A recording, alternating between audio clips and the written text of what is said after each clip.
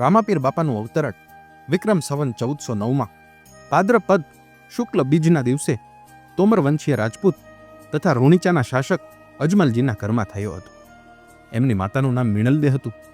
એમણે આખું જીવન શોષિત, ગરીબ અને પીછડેલા લોકોની વચ્ચે વિતાવ્યું હતું તથા રૂઢિઓ એવં છૂત અછૂતનો વિરોધ કર્યો હતો. ભક્તો એને પ્રેમથી રામાપીર અથવા રામના પીર પણ કહે છે. એમને ભગવાન શ્રી કૃષ્ણનો અવતાર માનવામાં આવે છે. એમને હિન્દુ મુસ્લિમ એકતાના પ્રતીક પણ માનવામાં આવે છે.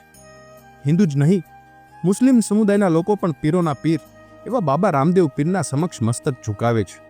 મુસ્લિમ દર્શનાર્થી એમને બાબા રામસા પીર કહીને બોલાવે છે. રાજસ્થાનના જેસલમેરથી લગભગ 12 કિલોમીટર દૂર રામદેવરા એટલે કે રૂણીચામાં બાબાનું વિશાળ મંદિર આવેલું છે. સાંપ્રદાયિક સદભાવનાના પ્રતીક બાબા રામદેવના પ્રતિ ભક્તોનું સમર્પણ એટલું બધું છે કે પાકિસ્તાનથી પણ મુસ્લિમ ભક્ત બાબાને નમન કરવા માટે ભારત આવે છે. બહુ જ બધા શ્રદ્ધાળુઓ ભાદરવા માસની 10મી એટલે કે રામદેવ પીર જયંતીના દિવસે રામદેવરામાં લાગતો વાર્ષિક મેળામાં દર્શન કરવા અવશ્ય પહોંચે છે.